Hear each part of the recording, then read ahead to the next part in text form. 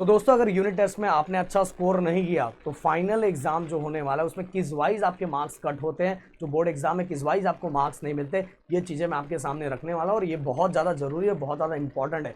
Please comment करके मुझे ये बता दो कि आपका यूनिट टेस्ट कब से स्टार्ट होने वाला और कितने चैप्टर आपके यूनिट टेस्ट में आने वाले। वैसे तो मुझे जहाँ तक लग रहा है अलजेब्रा के मिनिमम 2 चैप्टर देने चाहिए, मैक्सिमम 3 चैप्टर देने चाहिए। ज्योमेट्री का भी सेम ऐसा ही, मिनिमम 2 मैक्सिमम 3। और साइंस का भी मिनिमम 3 और मैक्सिमम 4 चैप्टर।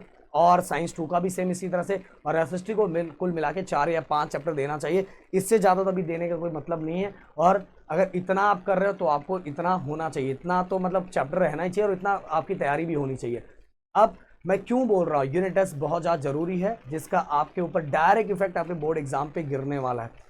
देखो इस ये यूनिट टेस्ट, ये वाला यूनिट टेस्ट और इसके बाद का जो सेमेस्टर एग्जाम है, ये दोनों एग्जाम में बहुत ज़्यादा इंपॉर्टेंट होता है। किस वाइज इंपॉर्टेंट है ये चीज़ें मैं बता देना चाहता हूँ। अब आपके मन में क्वेश्चन ये आ रहा होगा कि सर यूनिट टेस्ट के सेमेस्टर एग्जाम के अब क्या मार्क्स ऐड किए जाते हैं, तो मैं आपको बताना चाहूँगा डायरेक्टली तो ऐड नहीं होता। डायरेक्टली तो ऐड नहीं होता, ये क्लियर कट बता देना चाहता, पर इनडायरेक्टली जरूर ऐड होता है। कैसे?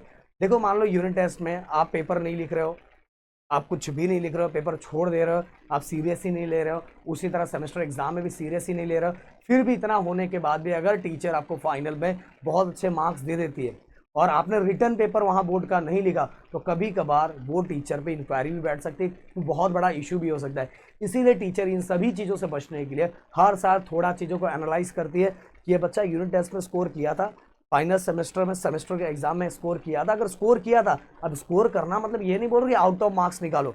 अगर आपसे आउट ऑफ मार्क्स नहीं निकल पा रहा तो भी 2-3 मार्क्स कम, इतने मार्क्स तो जरूर निकालने। अगर 20 मार्क्स का हो रहा है तो एटलीस्ट 15-16 मार्क्स को आपको जरूर निकालना है। अगर इतने मार्क्स आप निकाल रहे हो गाइस, इतने मार्क्स आप निकाल रहे हो, तो समझ लेना, दिमाग में ये रख लेना कि आपको फाइनल जो प्रैक्टिकल होगा बोर्ड एग्जाम का, इंटरनल मार्क्स प्रैक्टिकल के सबके पूरे मार्क्स मिलेंगे।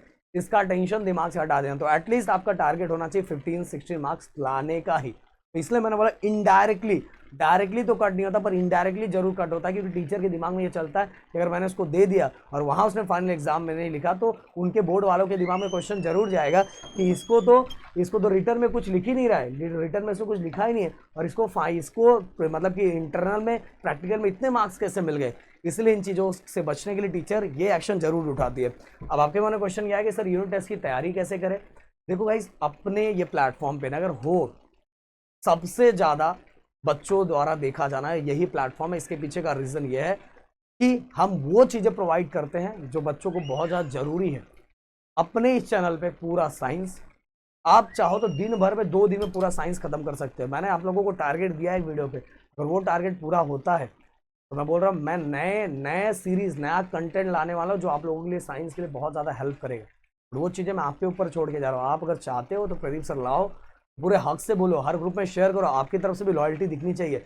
यहाँ सभी चीज़ें हम फ्री ऑफ कॉस्ट आप तक को प्रोवाइड कर रहे हैं, तो आपकी तरफ से भी अगर वो मतलब एक्शन दिखेगा तो रिएक्शन हमें दिखाने में मजा आएगा, रिएक्शन आपकी तरफ से दिखेगा तो एक्शन हम करेंगे गाइस।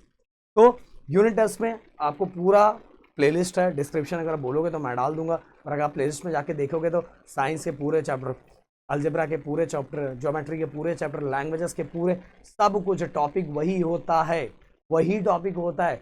हाँ, जिसको पेपर पैटर्न नहीं पता है कि यूनिट टेस्ट का पेपर पैटर्न कैसा होता है, तो प्लीज़ कमेंट करना, वो चीज़ें मैं जरूर आप लोगों के लिए लेके आऊँगा। तो मिलते हैं नेक्स्ट वीडियो में। Thank you so much guys, जय हिंद एंड जय महाराष्ट्र दोस्तों।